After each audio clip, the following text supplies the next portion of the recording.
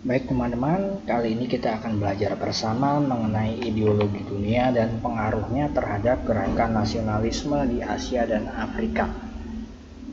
Nah, kita flashback sebentar ya. Revolusi budaya yang berlangsung di Eropa pada sekitar abad ke-16 yang kemudian kita kenal dengan Renaissance yang sudah kita pelajari terlebih dahulu ya. Nah, Renaissance itu berkembang dengan sangat pesat waktu itu. Nah, di sini Renaissance telah mengubah dan membuka pikiran manusia yang selama beberapa waktu terkungkung oleh dominasi para bangsawan dan agamawan. Ya. Yang dimaksud agamawan waktu itu ya komunitas gereja ya. Di sini dunia semakin berkembang menuju perkembangan abad baru yang disebut dengan abad pencerahan atau Aufklärung. Itu juga sudah kita pelajari. Pada masa Aufklärung lahir pemikiran-pemikiran baru dalam kebudayaan modern yang diawali oleh munculnya temuan-temuan baru yang mendorong lahirnya revolusi industri di Inggris dan meluas hampir ke seluruh negara Eropa, Amerika, bahkan di dunia. Secara umum, ide-ide pencerahan mengusung dengan kuat tema-tema mengenai kebebasan atau kemerdekaan, kesetaraan, hak-hak asasi individu, martabat manusia, dan juga demokrasi. Tak bisa dipungkiri bahwa keberhasilan revolusi di Amerika dan juga Eropa untuk memperjuangkan kebebasan, kesetaraan, dan hak-hak asasi manusia menginspirasi munculnya pergerakan nasional di negara-negara khususnya Asia dan Afrika dalam rangka membebaskan diri dari tekanan dan ketidakadilan akibat kolonialisme dan imperialisme yang memang banyak sekali terjadi di negara Asia dan Afrika. Nah, apa yang kemudian kita sebut nasionalisme sesungguhnya berakar dan berdiri di atas prinsip-prinsip tersebut. Nah, sebelum membahas tentang pergerakan nasional di negara-negara Asia dan Afrika yang berusaha untuk membebaskan diri dari belenggu penjajahan, kita akan mengenal dulu yang namanya demokrasi, nasionalisme, liberalisme, dan sosialisme. Nah, yang pertama kita masuk ke demokrasi. Demokrasi itu berasal dari bahasa Yunani ya, yaitu demos yang artinya rakyat dan kratos atau kratein yang artinya kekuasaan. Jadi demokrasi secara khusus dapat berarti sebagai bentuk kekuasaan yang berada di tangan rakyat. Demokrasi yang digunakan di berbagai negara disesuaikan dengan kondisi negara masing-masing. Nah, untuk pengetahuan saja, demokrasi pertama kali muncul di Yunani, yaitu penerapan demokrasi secara langsung ya. Nah, untuk demokrasi langsung dan tidak langsung nanti akan Bapak jelaskan di slide selanjutnya. Nah, ini untuk pengetahuan saja bahwa Aristoteles ya, dia juga mengemukakan bahwa demokrasi ialah suatu kebebasan, atau dalam kata lain prinsip demokrasi adalah kebebasan karena hanya melalui kebebasanlah setiap warga negara bisa saling berbagi kekuasaan di dalam negaranya. Aristoteles pun mengatakan apabila seorang hidup tanpa kebebasan dalam memilih cara hidupnya, maka sama saja seperti budak. Nah, itu pengertian demokrasi menurut Aristoteles. Intinya demokrasi adalah suatu kebebasan. Nah, ya, di sini kita simpulkan bahwa demokrasi adalah sistem pemerintahan yang di dalamnya selalu melibatkan rakyat dalam setiap pembuatan hukum suatu negara. Demokrasi mengizinkan warga negara untuk berpartisipasi baik secara langsung atau melalui perwakilan dalam perumusan, pengembangan, dan pembuatan hukum. Seperti di Indonesia ya ada DPR, ada MPR, dan lain sebagainya.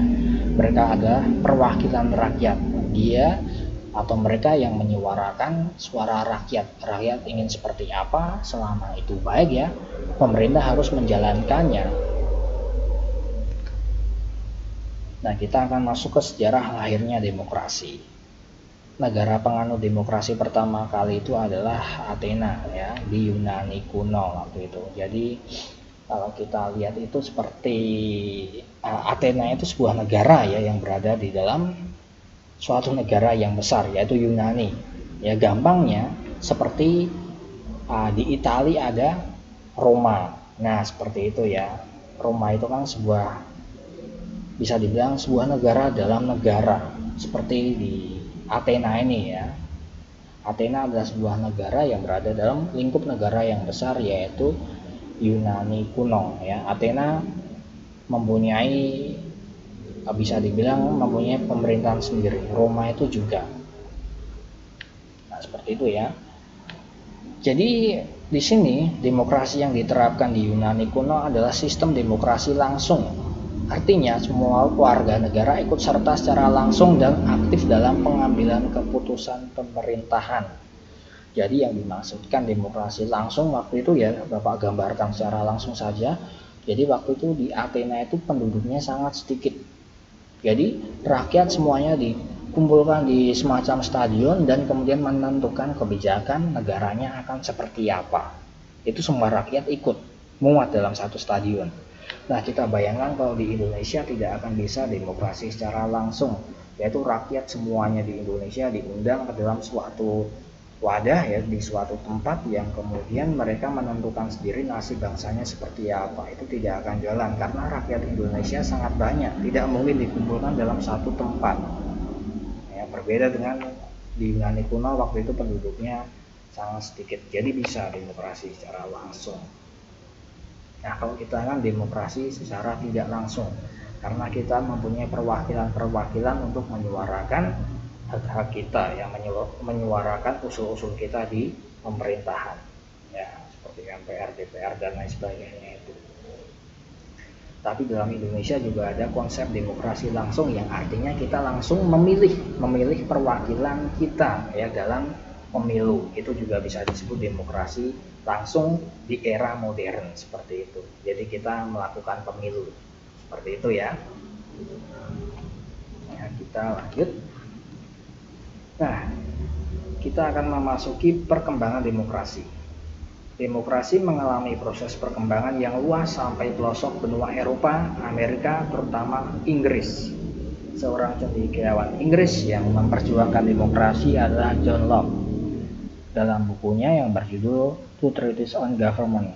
Nah, di sini John Locke berpendapat bahwa pemerintahan hanyalah alat yang dibentuk untuk menjamin kepentingan rakyat terhadap hak-hak politis. Jadi intinya ya konsepnya di sini rakyat adalah suatu wadah yang memang bisa dibilang pangkatnya paling tinggi seperti itu ya. Jadi di sini pemerintah ya hanya bisa dibilang alat dari rakyatnya ya untuk menentukan nasib bangsanya. Jadi misalkan rakyat menuntut seperti apa, di situ pemerintah harus berpikir selama itu baik bagi negaranya, oke, ya pemerintah akan mengabulkannya. Nah, jadi pemerintah hanya sebagai alatnya ya. Jadi konsep pemikiran kalian jangan pemerintah itu lebih berkuasa dibanding rakyatnya, itu salah kalau di Indonesia ya. Jadi rakyat itu lebih berkuasa daripada pemerintah ya, karena pemerintah yang mendengarkan suara rakyat seperti itu ya. Nah, karena memang demokrasi itu cocok ya, dirasa cocok di berbagai belahan dunia karena memang konsepnya terdapat suatu bisa dibilang kebebasan terhadap berpendapat gitu loh ya. Jadi rakyat bebas berpendapat, maka dari itu banyak sekali negara yang memang mengadopsi sistem demokrasi ini ya. Bahkan dalam perkembangannya banyak negara yang mengadopsi sistem demokrasi ya. Pada tahun 1972 itu dari 44 menjadi 107 negara. Itu sangat banyak perkembangannya kan, bisa kita lihat. Kemudian di sini pada akhir tahun 90-an hampir seluruh negara di dunia mengadopsi pemerintahan demokratis. Seperti itu ya. Itu perkembangan demokrasi secara singkat. Nah, kemudian mengapa demokrasi banyak diminati? Demokrasi banyak diminati karena berlandaskan prinsip trias politika. Ya, trias politika itu kalau di Indonesia seperti ini ya, eksekutif, yaitu bertugas menerapkan atau melaksanakan undang-undang. Ya, seperti ada presiden, wakil presiden, dan juga menteri. Kemudian yudikatif, mempertahankan pelaksanaan undang-undang seperti MA dan juga MK. bagian legislatif yang membuat undang-undang seperti DPR. Nah, seperti itu. Jadi kekuasaannya itu nggak mutlak, tapi dibagi-bagi ya. Nah, di sini penerapan trias politika dalam pemerintahan membuat kekuasaan penyelenggara negara tidak absolut. Karena apa? Karena terpilah menjadi beberapa lembaga yang saling mengawasi ya. Seperti di Indonesia itu ada eksekutif, yudikatif, dan juga legislatif. Nah, di sini pengetahuan saja bahwa konsep trias politika dicetuskan oleh Montesquieu. Teori pemisahan kekuasaan ini menyebutkan kekuasaan negara mesti dipisahkan menjadi beberapa bagian. Dengan pemisahan orang dan fungsinya, menjadikan kekuasaan tidak mutlak dan memungkinkan di antara bagian saling bekerja sama. Kekuasaan yang diberikan absolut pada seseorang atau lembaga berpotensi terjadi penyalahgunaan dalam praktiknya. Nah, seperti itu ya. Nah, Bapak rasa cukup untuk kita mengetahui mengenai demokrasi ya, tentu saja secara singkat. Oke, terima kasih banyak. Oke teman-teman, kita tadi sudah membahas mengenai demokrasi, sekarang kita akan membahas nasionalisme. Nah, untuk pertama kali kita akan mempelajari mengenai arti nasionalisme. Yang pertama kita lihat arti menurut Kamus Besar Bahasa Indonesia. Nah, di sini nasionalisme merupakan suatu paham atau ajaran untuk mencintai bangsa dan negara sendiri. Kemudian menurut Profesor Dr. Slamet Mulyana, seorang sejarawan juga, ini ya lulusan UGM, nasionalisme merupakan manifestasi kesadaran bernegara atau semangat bernegara. Nah, dapat kita simpulkan secara umum, nasionalisme merupakan suatu rasa cinta terhadap bangsa dan tanah air yang ditimbulkan oleh persamaan tradisi yang berkaitan dengan sejarah, bahasa, kebudayaan, pemerintahan, tempat tinggal, dan keinginan untuk mempertahankan kesatuan bangsa. Ya, pada intinya adalah mempertahankan kesatuan bangsa. Seperti itu ya. Nah, kemudian kita akan belajar mengenai sejarah lahirnya nasionalisme. Nah, di sini kalian pahami baik-baik ya. Nilai-nilai nasionalisme muncul di Eropa seiring dengan lahirnya pergerakan dan revolusi. Nah, ya, adanya revolusi. Sebagian besar negara-negara di Eropa menerapkan sistem monarki yang absolut. Ya, artinya memang raja itu bersifat mutlak ya, tidak ada yang bisa mengganggu-gugat keputusan raja. Nah, ulangi sekali lagi bahwa sebagian besar negara di Eropa menerapkan sistem monarki yang absolut sehingga rakyat merasa tertindas. Kondisi ini menimbulkan kesadaran akan suatu persamaan hak dan kebebasan. Kesadaran inilah yang nanti akan menimbulkan gerakan nasionalisme. Jadi nasionalisme itu biasanya muncul karena ada penderitaan ya. Nah, di sini kesadaran nasionalisme mendorong suatu gerakan untuk melepaskan diri dari berbagai bentuk penjajahan yang menindas rakyat. Terutama di Asia Afrika, semangat nasionalisme di sini berusaha untuk memperjuangkan kemerdekaannya. Hal ini terjadi setelah Perang Dunia Pertama dan selama Perang Dunia Kedua. Hanya dalam 25 tahun pasca Perang Dunia Kedua, sudah ada sekitar 66 negara yang merdeka waktu itu. Adapun Indonesia waktu itu juga termasuk salah satunya ya. Nah, di sini munculnya rasa nasionalisme di beberapa negara dipengaruhi oleh beberapa faktor, di antaranya sebagai berikut. Nah, bisa kalian cermati. Yang pertama, Magna Carta di Inggris ya, yaitu adalah suatu piagam yang dikeluarkan di Inggris pada tanggal 15 Juni 1215 yang membatasi sistem monarki di Inggris. Nah, seperti itu ya. Jadi intinya raja tidak boleh berkuasa mutlak. Nah, seperti itu ya. Itu kan memang akar-akar nasionalisme juga. Di situ rakyat sudah mulai menentang raja yang memang bisa dibilang ya tentu saja absolut ya. Jadi raja tidak boleh semena-mena waktu itu. Jadi rakyat juga sedikit banyak harus ikut campur juga. Nah, itu mengenai Magna Carta di Inggris. Kemudian ada yang namanya Piagam Bill of Rights ya di Inggris waktu itu. Jadi Bill of Rights ini adalah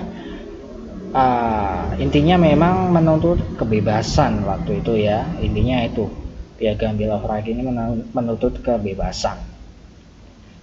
Ya seperti misalkan hak warga negara untuk memeluk agama, kemudian kebebasan berbicara dan lain sebagainya. Itu juga merupakan akar-akar nasionalisme. Kemudian dari Prancis ada revolusi Prancis ya, yaitu liberté, égalité dan juga fraternité. Nah, di sini artinya adalah kebebasan, keadilan dan persaudaraan yang ditekankan di situ ya. Dan yang terakhir adalah pengaruh dari pemikiran Renaissance ya, masyarakat sudah mulai berpikir terbuka dan berani untuk melawan seperti itu.